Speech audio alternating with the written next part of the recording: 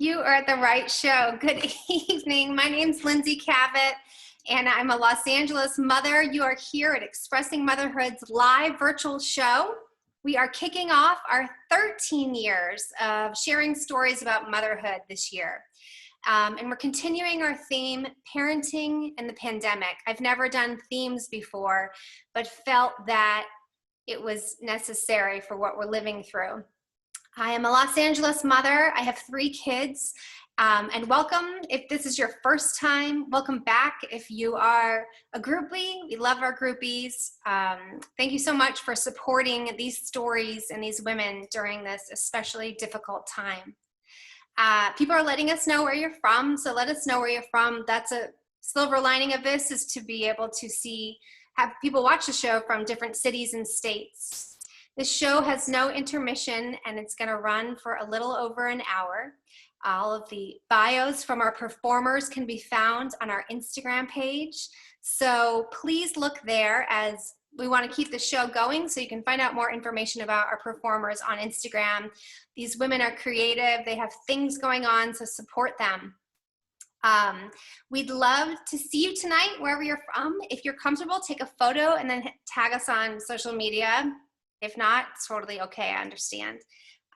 Thanks again for being here. I know that this is, obviously an incredibly difficult time, and I hope that you're hanging in there mentally and physically, and we're definitely living through a historical moment, and I've always been curious and passionate about mothers and their stories, and I think, now navigating through this time, it's even more important to talk about how we are raising these future generations during a time like this. So we're going to hang out afterwards, after the show, for like 5 to 10 minutes for a Q&A. Other than that, enjoy our show, and thanks so much for being here. So first up tonight, we have Karen Balumbu Bennett. Karen is a Long Beach resident, a psychotherapist, and a mom to an energetic, comedic toddler who keeps her on her toes. Karen, I'm going to find you. Okay, Karen.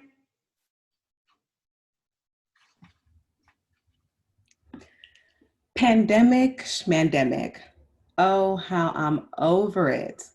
But before I share how parenting during the pandemic is going, I think it's best that I share a little bit about my journey to motherhood. My journey was not what I expected at all. My husband and I tried to get pregnant for 4 years and nothing. And I should mention that during this time, I worked as a therapist at a high school. And I know that what I'm about to say is a bit of an exaggeration, but at the time, I felt like I was only supporting students who found themselves in a difficult situation of unwanted pregnancy. It actually felt like a cruel joke. This time was very difficult, filled with silent tears as I drove to work, hurled over belly aching sobs in the shower, and a number of missed baby showers and missed first birthday parties because I just simply couldn't. But let's fast forward a bit. After unsuccessfully trying everything from herbs, acupuncture, IUI, everything under the sun, we finally decided to move forward with IVF. And thankfully, we got pregnant. Yay! I was nervous, I was excited, and I was actually really scared. Because honestly, I didn't want to share the news with my friends and family. But I had to disclose a little sooner. I was having complications, I had fibroids, which made my pregnancy very difficult. See, I envisioned myself as that typical annoying but cute pregnant woman on Instagram who took pictures her entire pregnancy, exercised, compared her bellies to different fruits and vegetables. You've all seen her, and yes, that was supposed to be moi. But that wasn't me at all. I could barely walk, let alone work out. I was placed on disability, a reduced work schedule. Once again, not what I expected. But then my little Minnie was born February 15, 2019, 1 whole month early. Again, not what I expected, but she was healthy and I was in love. Then I was hit with another curveball. My relationship was rocky. My husband and I were faced with a number of relationship challenges. Again, not what I expected first-time motherhood to be. And just when we managed to get through some of the bumps, boom, the pandemic. So again, let me paint a picture for you how I envision early motherhood to be. Since I work less in the summer months, I was still determined to be that annoying but cute person on Instagram that would flood your timeline with pictures of everything daughter and me. I thought I was going to be going to the local library, swimming lessons, park dates, beach outings, and so much more. But no, the damn pandemic came and messed up everything. My days are mostly filled with trying to work from home while entertaining a toddler. Weaning has become pretty much impossible. In fact, if you leave it up to her, she'll nurse every 20 minutes. I found myself feeling guilty about ordering out 3 days in a row, guilty about the amount of screen time she gets, and the lack of schedule has made bedtime pretty much miserable for all of us in the house. I'm pretty much a mediocre mom and employee 70% of the time.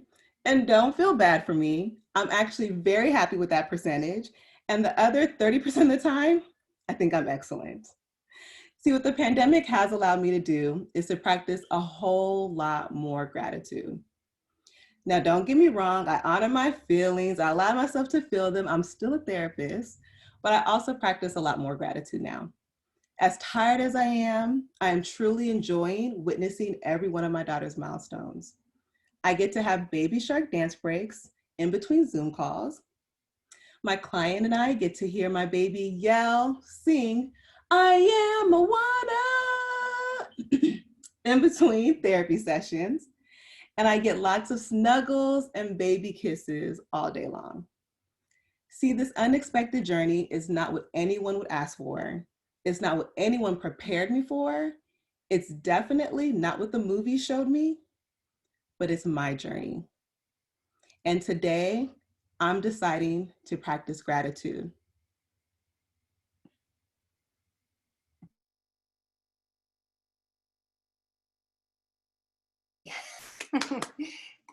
Thank you, Karen. All right. Next up, we have Nicole Hendricks. Nicole is a producer, entrepreneur, and first-time mom through adoption. Hi, everyone. So we've been in the adoption process for over 4 years. We matched with an expectant mother in Wisconsin doing a little over 90 days. She was amazing, smart. We were so lucky. Then 10 days later, the world changed and we entered the never-ending COVID-19 quarantine. It's ridiculous. How after years of waiting, could this be the time that we actually end up with a kid? As with any emotionally charged decision, there was a lot of drama. Will it happen? Will she change her mind? So as I do in most times of transition, I got really into hiking. You should know that I'm a full contact hiker. I climb, I fall. I end up covered in poison ivy the day before we're supposed to leave. I am very, very allergic to poison ivy. We pack up the car with all the work from home stuff, dog stuff, and baby gear still in its boxes because I'm too superstitious to take anything out of its packaging. On our way out of town, we swing by CVS to pick up steroids for the poison ivy and begin the 31-hour journey to Wisconsin. We're on the road in a pandemic. I'm terribly afraid to use the bathroom. I don't want to get COVID and kill the baby. But then somewhere in Arizona, I start having an allergic reaction to the steroids, causing my throat to close up, causing me to drink more water, now causing me to continually need to pee in these potentially COVID-infested restrooms. My anxiety is through the roof. How after years of waiting would I potentially have a newborn while covered in poison ivy? We go to sleep in Denver around 1 a.m. and at 5 a.m. I look at my phone and she's texted saying she's going into labor a week early. She's decided she doesn't want us in the room. We shower, pack up, and get back on the road. I don't think we really said anything to each other for the next 16 hours. Around midnight, we pull up to a hotel in Wisconsin, an absolutely terrible part of town. People aren't wearing masks and they harass me for wearing one and jokingly cough in my face. There have been less than 100 COVID deaths in Wisconsin at this time in May. We pass out and wake up to a text saying baby E was born around 1 a.m. At least we're in the same city when he was born. A nurse will be calling us in a couple hours with more details. She still doesn't want to see this. What does any of this mean? At least all the baby gear is still in its boxes. I start looking at camping sites for a potential road trip home.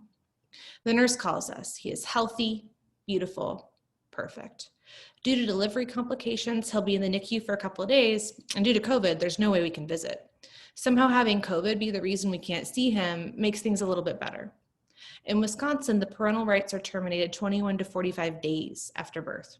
To add to an already stressful and complicated situation, you typically make ICPC a week or two before the rights termination. So you have to gamble if you want to drive 31 hours home and then turn right back around a week or two later if it all falls through. We arrive at the Airbnb in a city I've never been to, where we don't know anyone, and we're somehow supposed to work from home until the baby arrives, whenever that is. So we wait. We sing him happy birthday from a park bench near Lake Michigan. Later that day, George Floyd was murdered. We don't get to meet baby E for the next 3 days after that, but we do start to see the world around us change and stand up against injustice. Baby E and his birth mom are Black. My husband and I are white. I've always supported the Black Lives Matter movement, but something changed after George Floyd and baby E. There was also a line in the sand, and I realized I couldn't love and protect this child without being actively anti-racist and using every ounce of my white privilege to help make the world a safer place for him and the millions of Black Indigenous people of color in our country. Of course, it makes sense that after 4 years, it would finally work out during a pandemic, civil rights movement, and while uncovered in poison ivy. The day is finally here. We anxiously sit and look out the window waiting for the birth mom, her mom, the baby, and the social worker to arrive. What if he screams when I hold him? What if I drop him or don't feed him correctly? What if I burp him too hard? Will she change her mind? And if she does change her mind, that truly is great. A family gets to stay intact. They park and I'm terrified. I'm scared to even look at the baby. The social worker had told me not to focus on the baby, so of course I go the complete opposite direction, and the birth mom and her mom have to tell me it's okay to hold him. I don't know how to take him out of the car seat. I'm so anxious that I'm holding him wrong. He's tiny, fragile. I'm afraid I'll break him. My face is frozen in happy terror as we take possibly the only photos of all 4 of us together. He's perfect. I try to maintain eye contact with the birth mom and her mom and only steal occasional glances at this beautiful baby in my arms. He's hungry. I give him a bottle in front of them, and all of them critique my burping technique. It's very stressful. She is, understandably, still in a lot of pain, so she wants to go home and rest. We hug, they leave. Now what? We giddily change his diaper for the first time. He's up every 2 hours eating, he loves to snuggle, not a big fan of baths. We settle into a routine of little sleep, lots of feedings, and regularly grooming this small being. We fall absolutely head over heels in love with him. A couple times a day, the anxiety of the looming rights termination hearing creeps in, but for the most part, the sleep deprivation keeps us present and in the moment with him. After 2.5 weeks, ICPC between California and Wisconsin is approved. We buy a roof rack storage for the insane amount of baby gear we've acquired so quickly, pack up the house, our dog, and baby E, and start the long journey home. We stop every 2 hours to feed and change the baby, and the 2-day drive turns into 4. Somewhere in Nebraska, during a side-of-the-road diaper change, I settle into the realization that there's just always going to be ambiguity. I can obsess over the rights termination hearing. I can be upset that I'm not allowed to post any photos of baby E on social media. I can stress out over every invasive home placement visit. I can fantasize about getting finalized by the judge and all of us having matching last names. Or I can just be his mom. Thank you. Thanks, Nicole. What an incredible story. Thank you for sharing that with us. Next up, we have Annie Stilla. She's a Los Angeles-based singer and songwriter, and she's a mother to a 6-year-old, and her EP titled Joy is going to be coming out this spring. All right, Annie. Oh.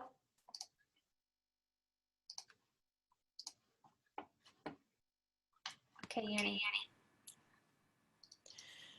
My 6-year-old daughter has not hugged a friend in almost a year. At first, when you hear this, you might think it's not that catastrophic. She can hug her father and me, and she certainly does. But then I want you to stop and think about how many times a day a 6-year-old girl hugs her friends. Every time I would drop my daughter at kindergarten last year, her friends would run up to her as though they hadn't seen her in years, lifting her up in airport reunion style hugs. When they would line up to enter the classroom, they would be so close they were almost intertwined. For a while last year, my daughter kept coming home with one hank of her long blonde hair twirled into an unexplainable knot. When I finally asked what was happening, she laughed and said, "Camille." That's the name of her best friend, who apparently would sit next to my kid and twirl her hair in her fingers every day during story time. Now go back to my first statement and consider what a huge change this is for a 6-year-old.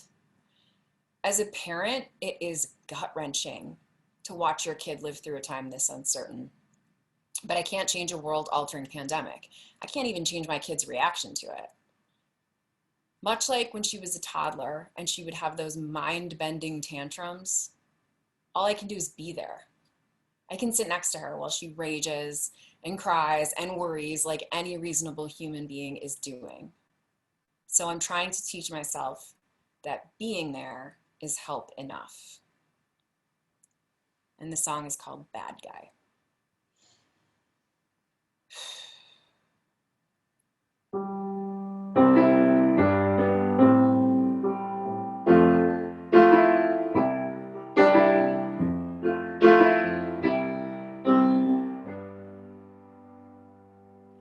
I wish I had a plane.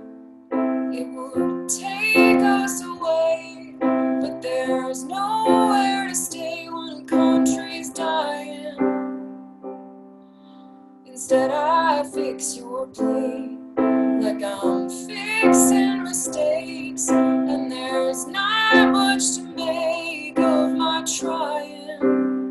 But if you need a good guy, if you need a bad guy, if you need a soft light to crawl to when you cry and tear out your hair, babe, 'cause none of it's fair, babe, I'll be your good guy, I'll be your bad guy.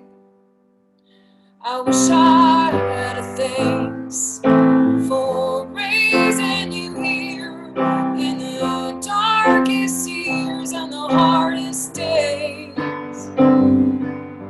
Instead I lie awake and I pull back the drapes, and I can't sleep until you call my name. But if you need a good guy, if you need a bad guy, if you need a soft light to crawl to when you cry and tear out your hair, babe, 'cause none of it's fair, babe, I'll be your good guy, I'll be your bad guy.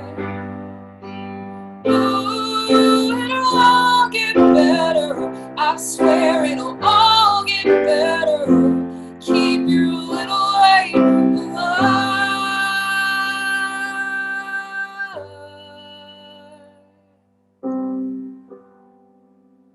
And if you need a good guy, if you need a bad guy, if you need a soft light to crawl to when you cry and tear out your hair, babe, 'cause none of it's fair, babe, I'll be your good guy, I'll be your bad guy, I'll be your good guy, I'll be your bad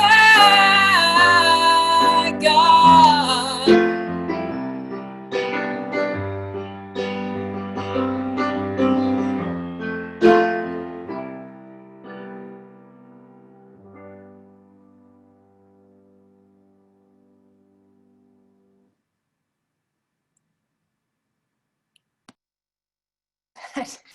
Thanks, Annie. God, keep going. So good. All right. Next up, we have Brenda Toll. She's an actor, writer, and mom who is just trying to get through the pandemic, she says, and fourth grade math. Let's go find you, Brenda. There you are. All right, Brenda. Thank you. In 2020, our household, like most of yours, was invaded by the four evil Ps: pandemic, public school online, puberty, and perimenopause, which, unlike the distribution of the vaccine, came out much quicker than I thought it would. The most encompassing battle of them all was how not to lose my daughter to a cult. Well, not really a cult, the online gaming platform Roblox. It's kind of like a cult in that it encourages you to invite your friends to join. Basically, it's a place where you can chat and adopt animals and buy clothes, which cost real money for your not real avatar. At first, it seemed like the perfect solution to a pandemic, especially with an only child. You know, it gave her a chance to have virtual play dates with her friends. You know, they could really connect and role play and just support each other.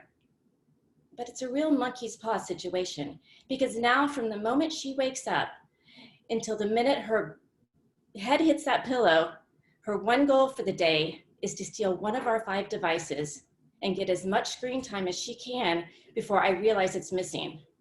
And something is always missing because I'm always hiding stuff from her. And thanks to perimenopause, I always forget where I put the damn iPad. And she's like the Artful Dodger. She's like part pickpocket, part street magician. Yeah. And she's big now. She's 10. So we're always playing tug of war, but instead of using a rope, we're using the iPad. So, and just as soon, you know, as I'm able to get her to practice her multiplication tables, ding, her bestie pings her on Facebook Messenger. Hey girl, want to play Roblox? And I want to say, no girl, you need to practice your multiplication tables. But this is literally the only way they communicate these days. You know, there's no sleepovers, no BFF hugs, no real world content. So I caved, and I'm like, okay, 30 minutes. That's never enough time because like when I go get her, another friend has joined with the latest Royal High update. One day she wanted me to watch her in a Royal High fashion show. I look at the screen, the first thing I see is this goth looking avatar with fishnets and heels. My daughter looks at me, she's like, what do you think of my outfit, Mom? I want to tell her she looks like a stripper from the Matrix. But I pause and luckily the announcer calls her name before I get a chance to answer. Welcome to the stage, Dark Sun Angel. It was supposed to be Dark Sun Angel, but she spelled it wrong. It should have been my first clue that she's on the line way too much. So finally, I see her avatar strutting down the runway, being judged by the audience. You know, all the contestants are dressed the same. They've got fishnets, they've got black lipstick, you know, too much makeup, and they're posing for approval. And these are 10-year-olds, I hope. And yeah, my kid is one of them. And there's the rub. I mean, sure, she's wearing fishnets and heels, but she's smiling. And I hear her friends cheering her on through speakerphone. Yeah, she didn't win this one, but she's happy. As I'm saying this out loud, it really sounds bad. You know, Roblox is kind of messed up. You know, they feed on girls' insecurities and they just, they're just, but you know, it's just really, I have no choice. You know, until they come up with a vaccine for loneliness, I'll let her have her Roblox. And when she thrashes about and screams because I unplug her lifeline, then I'll just let her know and me that it's the addiction talking. So we'll yell and scream and listen to show tunes until that gaming high has gone away. So that's... Can I borrow this? Thank you! I wasn't finished. Yay! Thank you, Bren. Oh my, so many people were commenting that is their life. So you can read the comments. That's so funny. And thank you, Bren's daughter. Bravo. Okay, next up we have Takira Briscoe. She's a wife, a homeschooling mom of 2, a blogger, and a poet from Los Angeles. All right, Kira. Okay.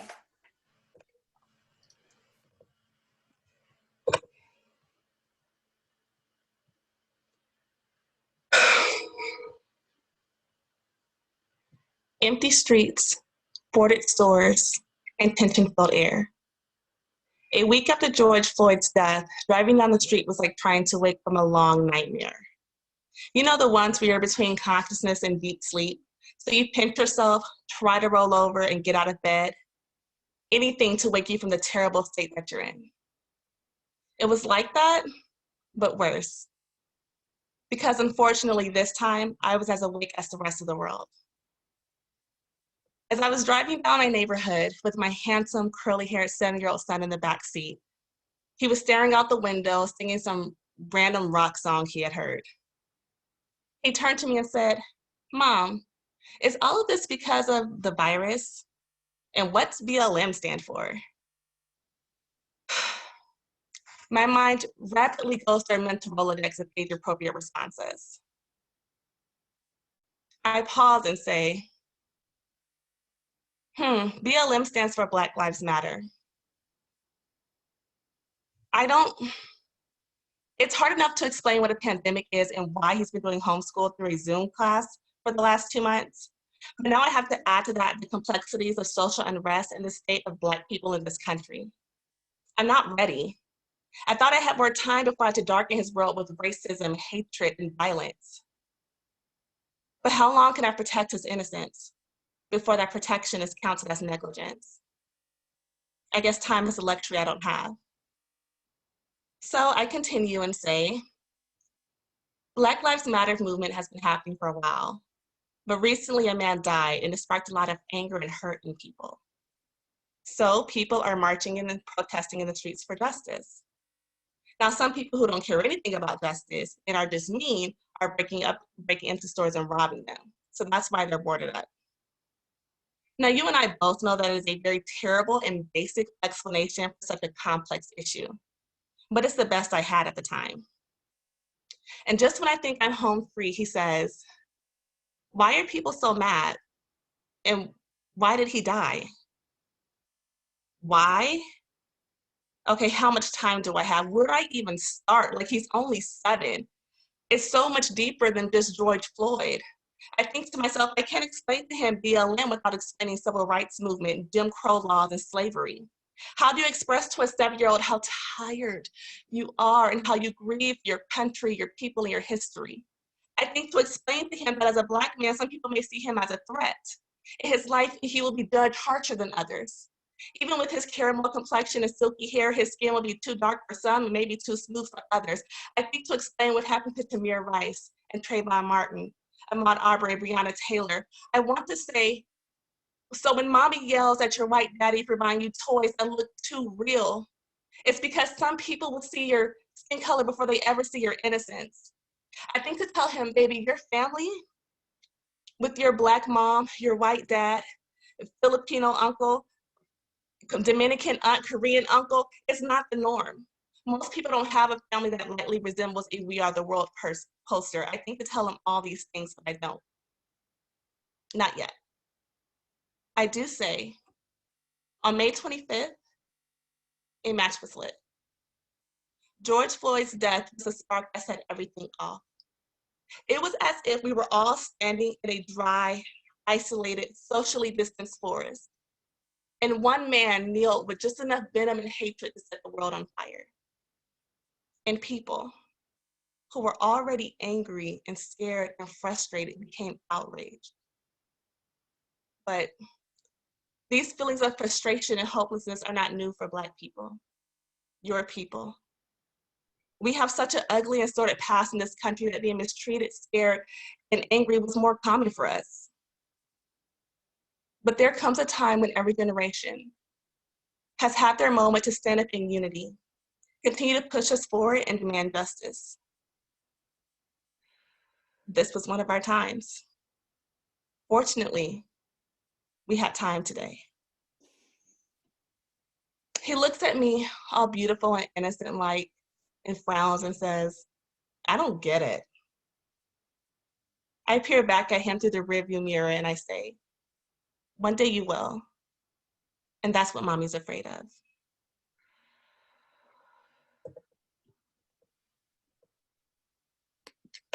Wow. Thank you, Kira. God, that's so powerful. Yeah, you can read the comments, Kira. People are commenting. Anyway, thank you for that. I love hearing your story. Just a reminder, everyone can stick around afterwards. We'll have a Q&A when we're finished. Next up, we have Emily Korak. Emily lives just outside of Portland, Oregon, and she is a mother of 2 and a teacher, who is still trying to figure out how to do those 2 roles simultaneously. All right, Emily. Okay. When the governor announced a 6-week lockdown, I had visions of becoming one of those mythical beings, the ones who would use this time to make art, organize closets, learn languages, maybe transition off the couch of my Couch to 5K program. And then I remembered that I'm a mother and a teacher, and that I'm probably drunk on denial and off-brand Baileys. But if I couldn't become a bilingual athlete and novelist, maybe I could become homeschool mom of the year. I started off this quarantine in an enthusiastic sprint, not knowing this was a marathon where the finish line continually gets relocated. So my kids are 3 and 6, and I've only taught English to middle and high school students. But I believe you are never too young to appreciate a well-crafted thesis statement. So I worked my ass off to create our own Montessori-style homeschool. We baked dishes from around the world, and we wrote in our journals and drew our feelings. We went on nature walks. I made our very own educational scavenger hunts. And it lasted 4 days. And then my son said he was bored. And then my daughter told me that's not how Mrs. Anderson does it. And I pouted in the bathroom and let them watch Disney Plus for the rest of the day. A few days later, our marching orders came in from district office, and the fresh hell of remote teaching materialized. I work with English language learners at a middle school, and many of my students' families were hit disproportionately hard. For so many of them, Zoom attendance was the last thing they had time and energy to worry about. And I started drowning in frustration and helplessness. I couldn't meet my students' needs, but I was spending hours every day trying.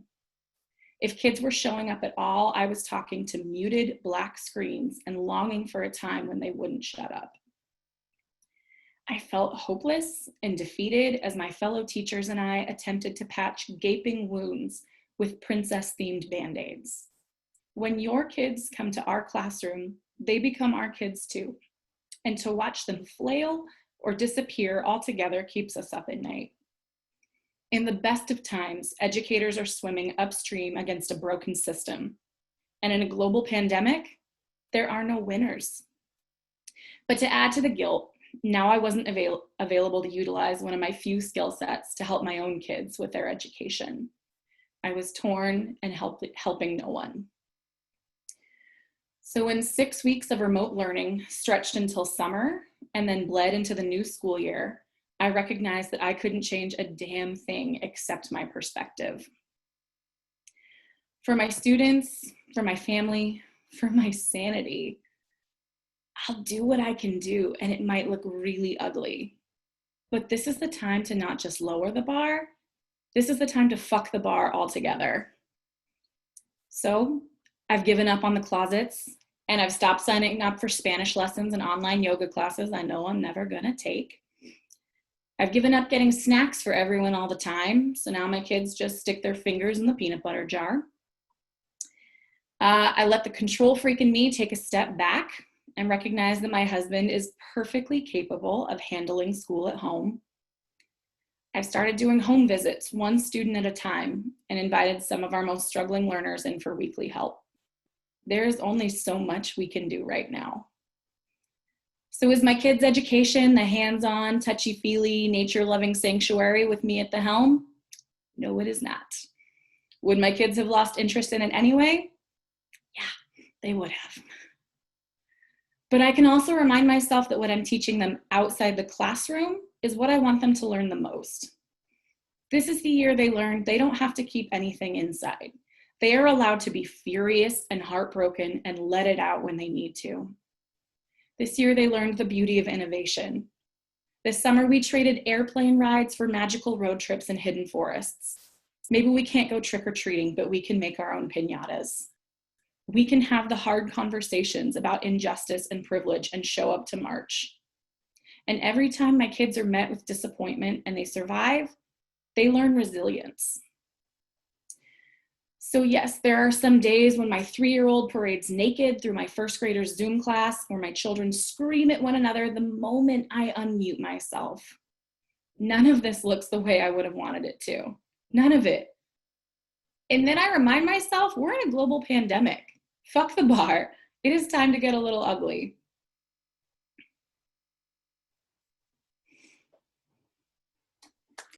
Yay, Emily. Thank you so much. And yay to teachers. And a lot of F the bars in the right. A lot of people agree with you. Okay. Next up, it's me.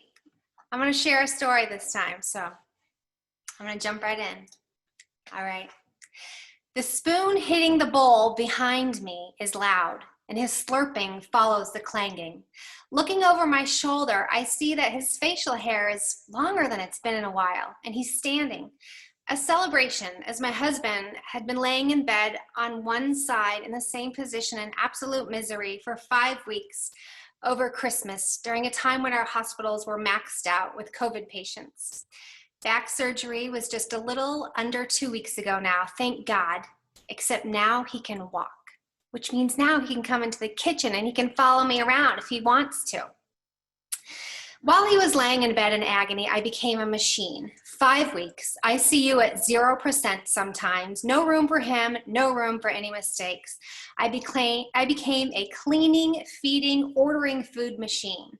I even stopped drinking alcohol. One night, he woke up and he was moaning and crying, and I couldn't get a hold of our doctor. It was 1 a.m. And I knew that calling an ambulance was less than ideal, as they were putting people in gift shops.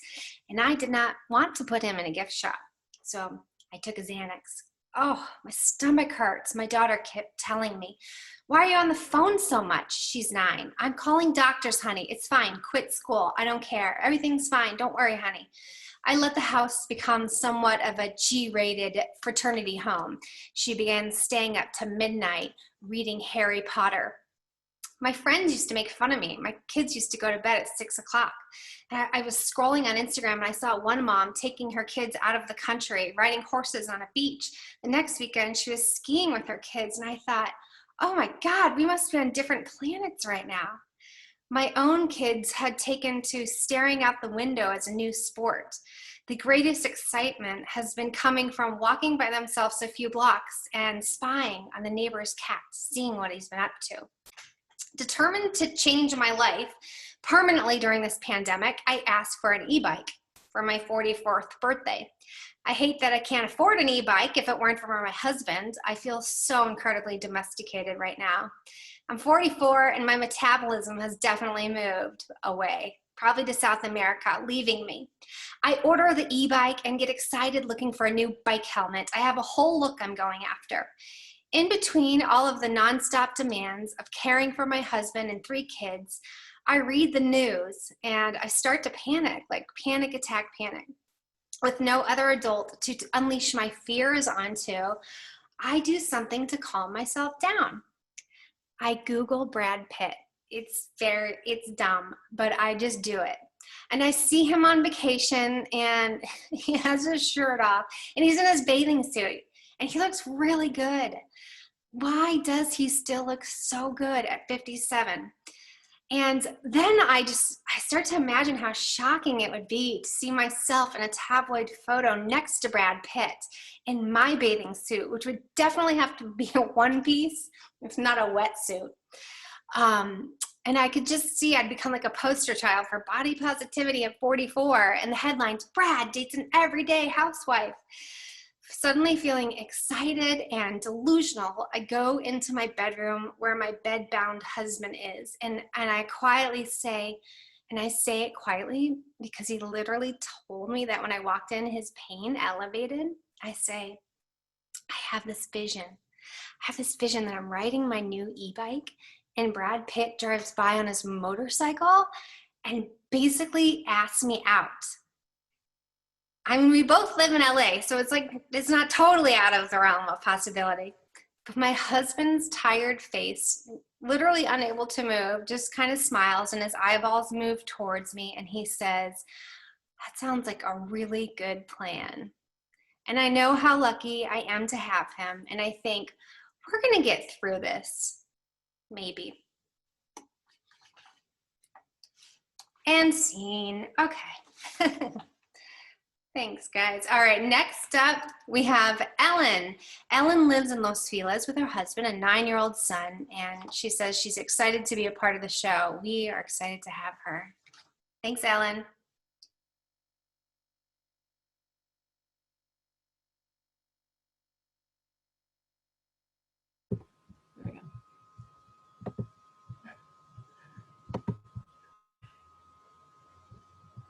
Ma, can you get me some goldfish? There are at least 3 things wrong with this question. First, I didn't hear a please. Second, my 9-year-old son could probably get his own snack. And third, he's calling me Ma, M-A. I used to be Mom, M-O-M, or sometimes even Ellen. But somewhere around month 3 of the pandemic, I became Mom. I suspect this is because we watched all 9 seasons of Little House on the Prairie. Yes, all 204 episodes. I watched some of it when I was younger, but not all 204 episodes. As this series progresses, the Ingalls endure fires, extreme weather that threatens their crops, at least 3 plagues, and of course, Harriet Olsen. A lot of people went blind and a lot of people died. There were episodes about the invention of the telephone and indoor plumbing, and episodes that tackled addiction, racism, and misogyny. There were mean girls and bullies. In the 1870s, when it was bad, it was really bad. I'll take COVID-19 over any of those plagues. But in the 1870s, when it was good, it was really good. The Ingalls had a small, tight-knit community. They found joy in sitting around a fire and playing the fiddle. Being with each other was enough. My son wasn't the only one who learned a great deal from watching this old series from the 1970s about the 1870s. I loved watching how they all took care of each other and how life was so full with so much less than we have today. We've done more than watch Little House during the pandemic. We've fought. We've gone through all the stages of grief at least twice, and somehow we're exhausted from staying home. We've struggled with Zoom school. I've lost my mind and my temper trying to be what I thought was a good teacher, in addition to being a parent and trying to keep up with my work. Pre-COVID, I'd probably give myself a barely passing grade as a parent. It turns out I'm not long on patience, and parenting is like 37% waiting. I mean, I guess I'm pretty good at picking schools and buying healthy food. I even know where to find solid research on parenting, and I read it. But when it comes to putting it into action, for whatever reason, that has been more difficult for me. As the new Zoom school started up in the fall, school year started up in the fall, an email forwarded to me from my sister caught my eye, Parenting in a Pandemic. I signed up. It was simultaneously a spur of the moment decision and something that had been brewing for a while. I guess it felt like the pandemic gave me permission to ask for help, but I should have done this a long time ago. During this 4.5-hour, 3-part class, I learned that it would be a good thing if my son was happy to see me walking toward him. I learned how to visit his planet, manage transitions without resistance, and the importance of strong attachment. Within a day, the dynamic in our home changed. After I let him play hooky for math class, he told me that he really appreciated me. In case you're wondering, that's never happened before. We came up with our own secret saying. He taught me how to play his favorite video games. Also, after a few questions about sex over the past several months, my husband and I gathered up the nerve to have the talk with our son. He asked us questions for 2 hours, including my favorite, wait, do Ma and Pa Ingalls have sex? This pandemic has been awful and catastrophic, stressful and unsettling. It's hard to watch the news and I feel guilty for not doing more to help others. But the silver lining for me has been a deeper connection with my son. It was something I didn't have, I desperately wanted, and I didn't know how to get. Or, if I'm honest, maybe I wasn't trying hard enough. It's as if this pandemic went all moonstruck on me, slapped me across the face and said, snap out of it.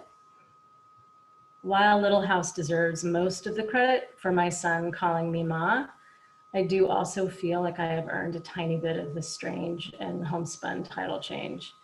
No, I'm no Caroline Ingalls. I'm not raising chickens and sewing bonnets, but I have adjusted my priorities.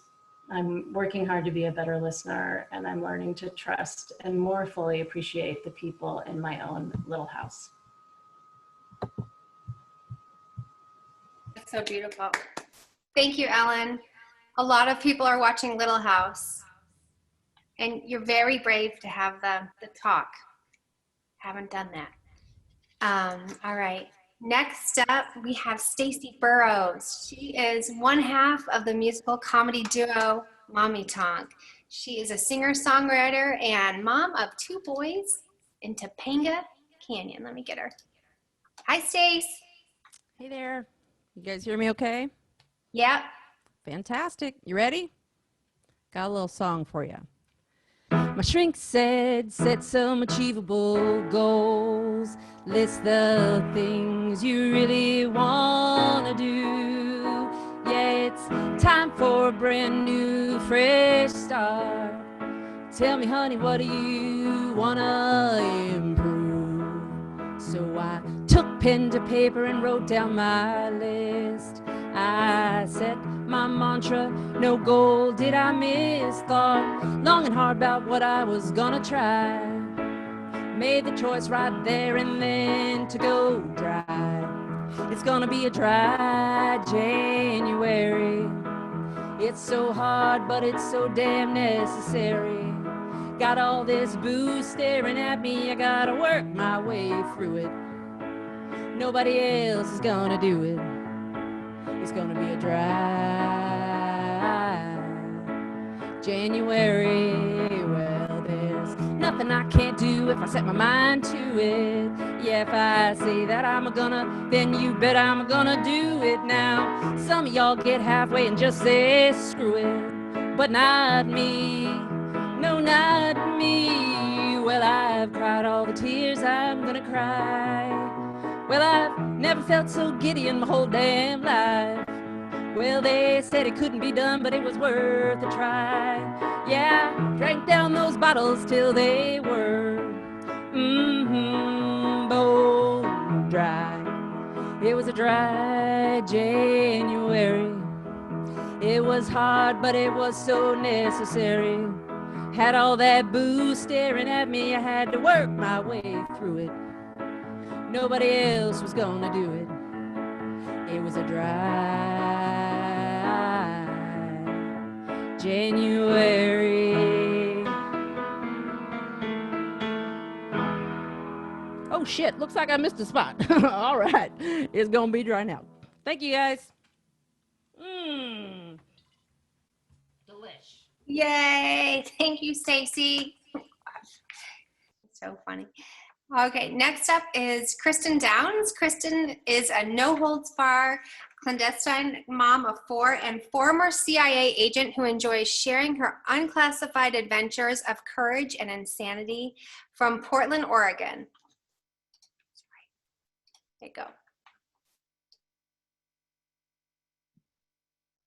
I've always been an overachiever to a fault. 4 children plus 2 schnoodle dogs is frickin' crazy. Pardon my teenage French.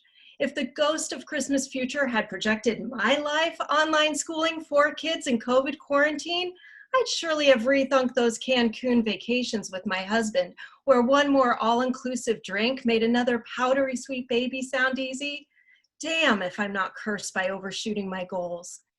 Forced family fun has taken on new meaning in quarantine. Family hikes and bike rides. Screw you, Mom, more screen time.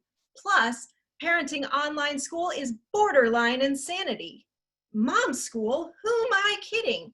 I've worked in the CIA, but never wanted to be a teacher or school principal in disguise. My students are savages, and my undercover persona doesn't hold up to children who know I'm just their mom. My 8th grade son is mainly in detention. He sneaks YouTube behind a dark camera 99% of the students refuse to turn on. Snapchat, Reddit, and gaming, they're like crack cocaine to a 13-year-old's developing brain. Luckily, a few spy tricks have him convinced I've bugged his computer, and he's knuckled down rather than lose gaming time after school.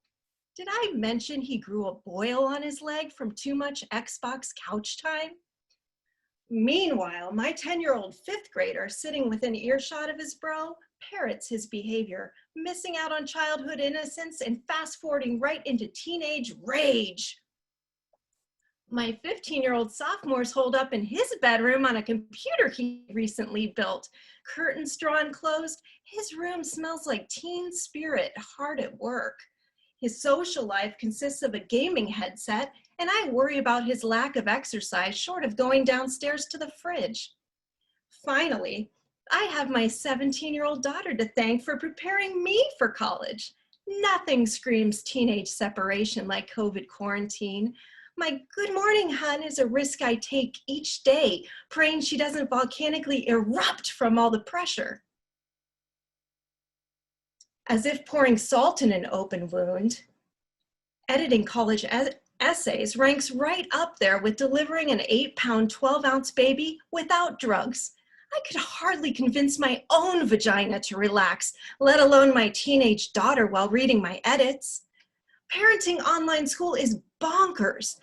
Happy hour is the only predictable part of my day, and I've managed to begin at a more respectable hour now, though no one judges a quarantine mom anymore. Last summer, when quarantine was fresh as a newborn baby and all activities canceled, we decided to make forced family fun great again and downsize our family of 6 and 2 dogs in a 32-foot RV because apparently overachieving is my forte. RV parks that promised Wi-Fi and didn't deliver, a dream.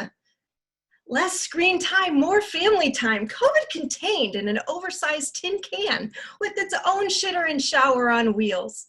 I know it sounds ridiculous, but so is parenting 4 kids trapped at home online schooling. What started off as freedom on the open road took a left turn under an overhang before we even hit Interstate 5 heading south to California. Glancing up from my iPhone, I yelled, "Holy shit!" followed by my husband's curse, "God damn it," as loud as the RV roof crunch scratching its way onto the covered parking lot next to Starbucks. That should have been the first clue. A month in an RV was not great for our marriage, even after 25 years. With the AC unit still mostly intact, it was nearly smooth sailing down I-5 without a peep from the back end until screen time ran out. I figured a generation tied to social media and gaming would be our biggest hurdle, though. A broken generator somewhere over the state line was the tipping point of our RV vacation. We ultimately decided to reroute our trip, rolling through Death Valley at a boiling 125 degrees. With the windows down and back was not the extreme force family fun Fox News story we aspired to. And here's a newsflash. Camping off the grid was not lit to our kids. Outnumbered by 4 kids and 2 dogs, the wine more plentiful than wine, I tossed overachieving out the window, somewhere between my last frick and nerve, in order to salvage our marriage. A silver lining to our shitty RV story, I decided less is more was my new mantra while resting comfortably in the air-conditioned cab. Thanks to our RV trip, I've lowered my expectations and anxiety. I also promoted Dad to tracking children's responsibilities. He quickly learned that a 10-year-old would cry when asked to practice piano and water the garden at 9:30 p.m. Why should I get to have all the COVID fun? Parenting in a pandemic has taught me less is more. Less stressful carpool juggling, less gas and pollution, less laundry, fewer showers, and more family dinners together safe at home. Because even family skiing has proven too extreme. Forced to put my feet up, rest assured, this mom has endured all the forced family fun I can handle in quarantine. Cheers. Cheers, Kristen. Next up, we have Robin Ferris. She's a I'm sorry, you guys. Robin Ferris is a mental health counselor in Colorado. She's a wife to a nocturnal illustrator, and mom to 3 teens, several chickens, and an 85-pound, not-so-quiet canine. Okay, Robin. There you go. 15 years ago, I found a woman standing on my front porch repeatedly saying, "Hello." With each mention of the word, she gradually took a step closer to my front door. She was confused, lost, and mentally distressed. At the time, I had a 2-year-old and a newborn, and her mannerisms made me nervous. These days, all I can seem to say is, "Hello," and the parallel is not lost on me. As a mom of 3 teens in quarantine, I am also confused, lost, and mentally distressed. I love to travel. Ironically, this 300+ day lockdown experience has been akin to entering a foreign country. However, in this unfamiliar land, I don't speak the language, I don't understand the currency nor the exchange rate, and I'm pretty sure nothing in my suitcase is appropriate. And so, like any desperate tourist, I have found myself taking in the scenery and waving at the locals while eating and drinking way too much. This new lockdown country I'm in has at least one teenager in various hotspots connecting to the best Wi-Fi signal one can find. Though remote, they are all in different schools and have different schedules, and I have learned to embrace that I have no idea what is happening ever. I get emails from these virtual teachers, and all I picture is Max Headroom teaching every class because I'm old, and they simply say, "Your child," and then some news. With multiple children, I have the joy of group texting or old school yelling, "Who is Mr. So-and-so?" Often followed by, "Why were you absent? You live at your school. You can literally attend school from your bed if you had to." Admittedly, we've been very lucky to have kids who are succeeding academically despite the pandemic. What this means, however, is that I have transformed into a professional liar. I will call in my oversleepers and excuse this behavior, something that was unthinkable in our former lives. I have also had the privilege of attending my kids' classes from time to time by accident, and I have 2 thoughts about what I've seen. 1, teachers are not human. It is beyond me as to how they are showing up for a class of black boxes and muted mics day after day. They have smiles and jokes and encouraging techniques to lure kids onto the screen. They are amazing. My second thought is I would not have graduated middle school if this hit in my childhood. I was the kid in college who didn't want to take any classes that involved using email. Me now, I'm working as a mom and literally a mental health counselor from my beloved Cloffice. In an effort to provide quiet and confidentiality in teletherapy sessions, I have placed a small desk in my storage closet. This is something that would seem downright certifiable under prior circumstances, which speaks volumes for how far we've adjusted to this new land. My teen sanity and mine is at the forefront of my mind. I find myself struggling with our usual rules. The norm is not our norm, and I feel that everyone should get a giant, heaping helping of grace. Certain unspoken promises have been broken regarding teen expectations. Job security is anyone's guess, and spouses are stuck in the same 4 walls all the time. All the time. So I say, if you can still get your work done, then I'm not policing bedtimes, screen time, or mealtime. There's so little that these 3 teen people get to control right now. So far, they're keeping up their end of the deal. I am by no means an exception to this much needed grace. I have had days of binge watching Netflix to escape the reality of it all. And after spending a day in the Cloffice, I've had nights where I've served chips and salsa for dinner. Ultimately, We know we're lucky. We're warm and fed and have not beaten the crap out of each other. We live in beautiful Colorado and can get outside daily. These are the few things over which I have control, where almost everything else has me confused.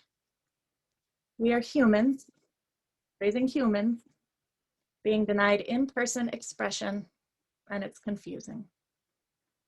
So for now, we practice patience and kindness, smiling when visible, and saying, hello.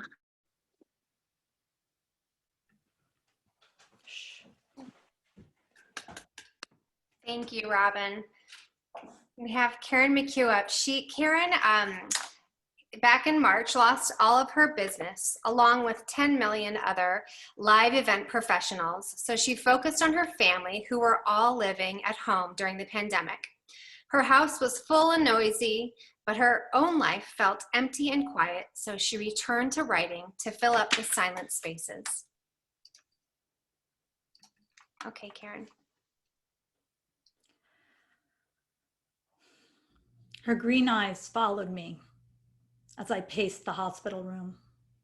She was quiet, frightened, a fragile child wearing a scratchy blue gown.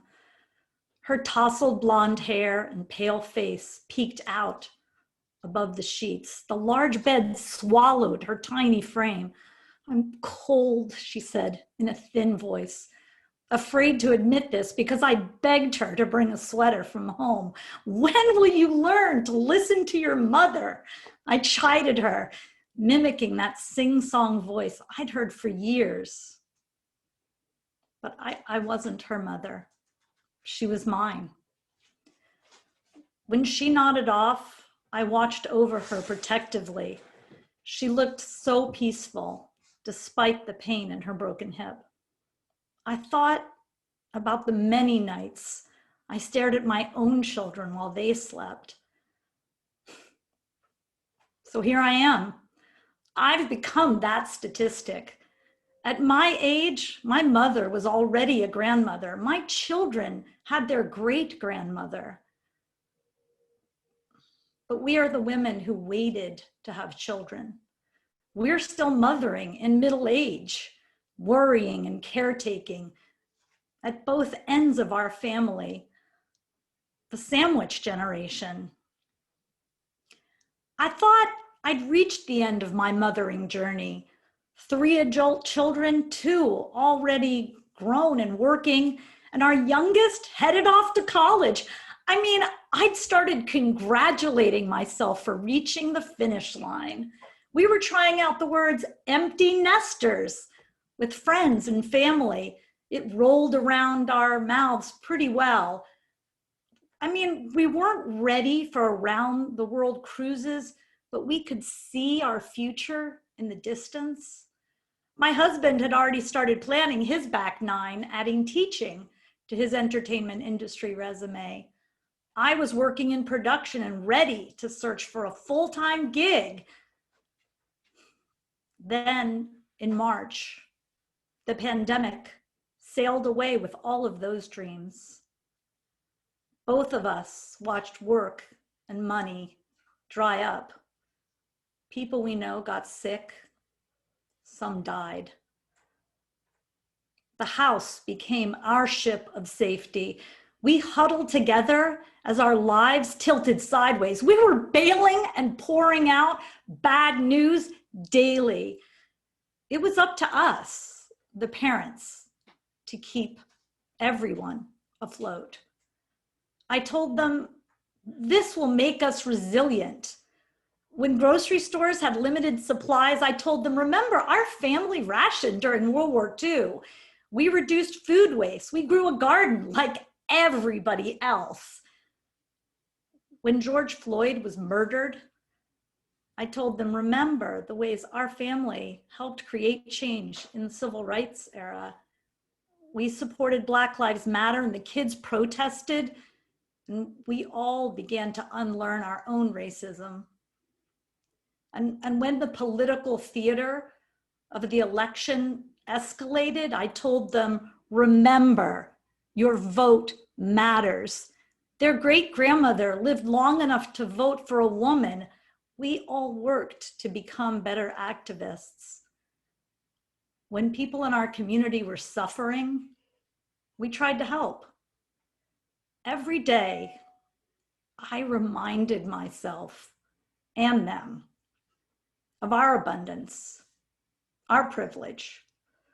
We practiced gratitude and looked for silver linings like so many others. We had prom on our deck, graduation in our front yard. We celebrated despite all of these challenges. I wanted to be strong for them, like my mother, my grandmother, my great-grandmother, bold in the face of struggle. I thought I was handling everything. I was the main mast, the fulcrum, holding up the sails in our boat. And then my mother broke her hip. She'd fallen on the way to the kitchen to get a glass of water. Isn't that always the way? The simplest things are not so simple at 81. But again, silver lining. That idiom we keep using during this pandemic, at what point will it become so hard to say it that our mouths just gape open like a gasping fish? Still, I'd been visiting Florida and stayed with them for weeks to help. Oh, the good fortune of an unemployed person. We wheeled Mom to the emergency room, said goodbye, knowing the virus would make it impossible to stay. As the glass doors slid closed, I thought about all the families across the world who are saying goodbye this way. I held on to my dad's arm as tears streamed down his face. I held back my own. The only other time that I remember standing at a door and saying goodbye like this was taking my children to school in those first years. I'd stand there just bravely waving, not wanting them to see my tears. That pain of separation, that knowledge that time was drifting on, there were places I couldn't go. Gratefully, the rules in Florida changed and we were able to visit. In the hospital room, I helped her out of bed into the bathroom, told her, call me when you're finished. At home, a kind man came to install safety features around their house. We were parent-proofing in the same way that I did for my babies. Do you see the parallels here? After 7 weeks with my parents, I came back home, just in time to help my youngest daughter start college online. Her independence also hobbled. The middle age of parenting. I'm hoping to hold on to my children and my parents for a while longer. The virus may have weakened us, but love will keep us strong.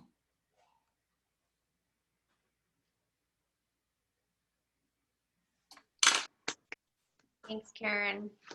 Aw. We have two more story shares this evening. Next, we have Lori Bailey. How did it go? Oh, sorry.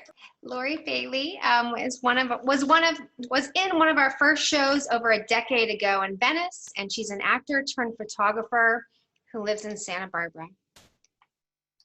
Hi, Lori. All right.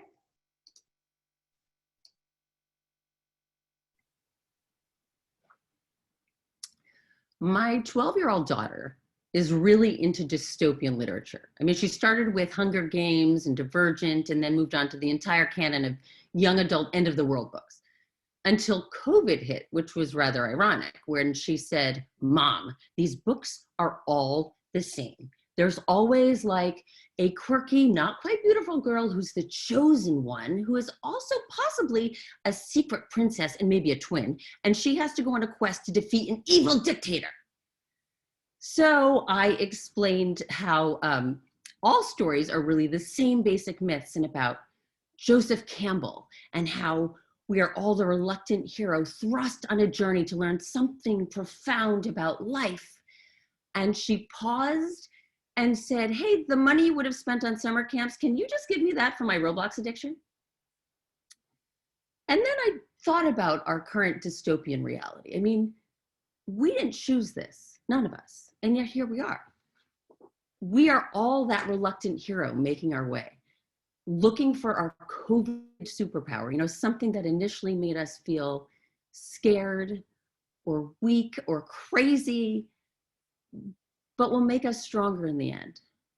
And, you know, I know a lot about that, to be honest. Oh, I totally forgot to mention, my husband is a cancer survivor, but in 2019, it came back, metastasized in his lungs, and has, you know, limited treatment options. I mean, how could I forget to mention this?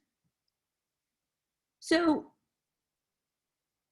when it came back, I was destroyed. It was fear, anger, loss, anxiety, lots of anxiety. But as Joe says, once the hero has committed to the quest, both consciously or unconsciously, his secret guide and magical helper become known. And I discovered this fierce inner warrior as my guide, and prescription medication as my magical helper. I mean, if Katniss Everdeen had only had Xanax. So when COVID hit, I was like, global pandemic that affects the lungs? My husband coughs constantly because of the tumor. So how am I going to even know if he has COVID? And now he's uber high risk? Okay, bring it on. Joseph Campbell, this is just another quest in my hero's journey, right? Fast forward to September. So now it's my son's 17th birthday, and the cases in Santa Barbara, where we live, were very low at the time. So we're like, okay, let's invite everyone up from LA, my family, and we'll go ocean kayaking in the harbor. Socially distant, totally safe. Except that it was Labor Day, and like, what the fuck was I thinking? So we get to the dock, and it's packed. They're slammed. The 20-year-old surfer dude kid is handing out kayaks and stressed and freaking out. And everybody is trying to stay 6 feet apart, but there's like 40 people on this tiny dock. It is a shit show. And then my husband starts coughing, like really, really coughing. And my heart starts beating. And my family drove up from LA. It's my son's 17th birthday, and I know what everyone on that dock is thinking. And of course, 20-year-old surfer dude spins around and he looks at my husband. He's like, you need to leave now. And my kids are mortified. Their dad has cancer. And everybody is looking at us. And I take a deep breath. And with mask-proof projection left over from my acting days, I say, excuse me, everyone. Hi. I just want to let you all know that my husband does not have COVID. He just has cancer in his lungs, and that's not contagious, so this is great news. Silence. Surfer dude somehow just magically believes me and goes back to what he's doing. The people behind us are like, oh my gosh, so sorry, don't worry about it. Hope he gets better. And everything was well on the dock. And as I paddled out into the Pacific in my kayak, I suddenly felt at peace and powerful and not afraid. The lessons of my own hero's journey coalesced in that moment. The many trials of parenting through my 30s and 40s, and that I no longer have any fucks to give of my 50s, converged. I did not have fear of cancer or COVID or what anybody would think or judge. I just knew I had to get my kid out on the water with his dad for his 17th birthday. I had slain a dragon. My husband's actually doing really well at the moment, and my daughter is totally over dystopian literature. She's now actually really into manga, specifically this Japanese anime called My Hero Academia, which is about a group of young would-be heroes who all have what they call a quirk, which is something that makes them all like a little weird and different and somewhat off. But little by little, they also realize that it's their superpower.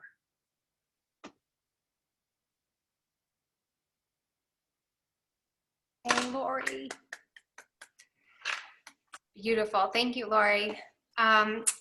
Our last performer, we have Shannon Noel. Shannon's a Los Angeles mom of 2 boys, and she's half of Mommy Tonk. All right. Hi, Shannon. Hi. Thank you, Lindsay. Thank you. Yeah, so normally I try to bring some funny to my songs, but I haven't really been feeling too funny lately, and this is the song that came out. It wasn't too funny, but since songs are kind of like babies, I couldn't really reject it. Anyway, I hope everyone's staying healthy and sending good vibes your way.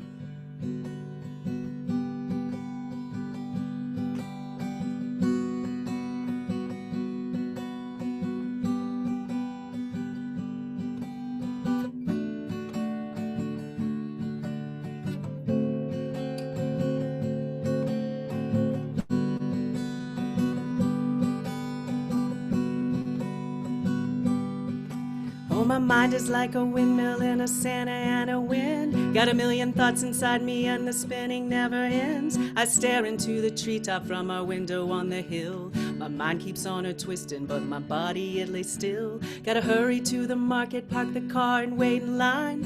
Fill my bag with groceries, mostly with the wine. Gonna drink my way to heaven, smoke my way to bliss. Don't judge a motherfucker for getting through like this. And I don't know if we'll ever go back to where we were, but I do know that one day we'll be fine.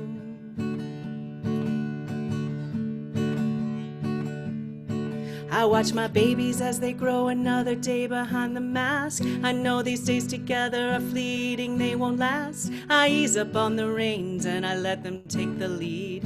Fill my house with laughter and whatever love they need. My husband's in the office, so I'm stuck here in one room. I try to write, I try to cook, I call my mom on Zoom. I'm homesick and I'm lonely and I also love this calm. Some days go by quickly and others just drag on, and I don't know when we'll ever go back to where we were. But I do know that one day we'll be fine. Oh, I miss playing on the stage. I miss the lights upon my face. I miss the sweat drip down my backbone and the weight of my suitcase. I miss being with the people. I miss laughing with the crowd. I miss drinking with my best friends. And I miss feeling proud.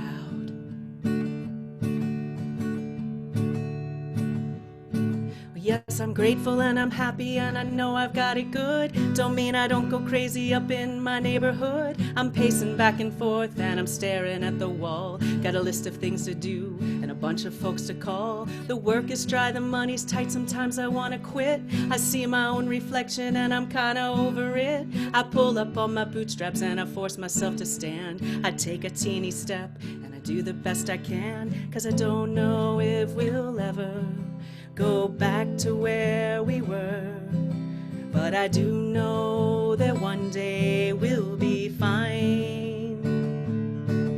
Oh, I miss playing on the stage. I miss the lights upon my face.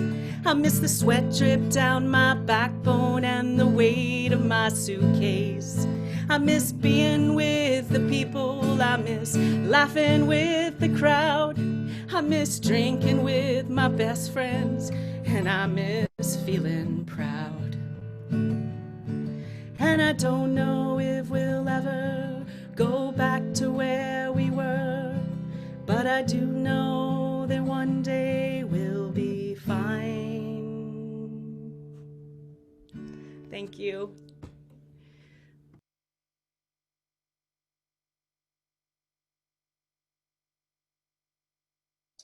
Yay, thank you, Shannon. Everyone's visible now. You can unmute yourself. That's our show tonight. Thanks so much for joining Expressing Motherhood. Please keep in touch. I'll for sure do another show because it's fun. I love hearing your stories. So fun. Thanks for taking us out, Shannon. You sounded great. Thanks, everybody. Aw, what a fun show. Yeah, well, good job, everybody. Thanks, Lindsay. Thank you. No, thank you. Thank you, Lindsay. I guess people were kind of talking during the show in the comments, so I don't know. Moving pretty fast. I don't know if we'll be able to read the questions, but don't feel like you have to hang on. I see the comment that says "Love the Dead" riff. Thanks for noticing that.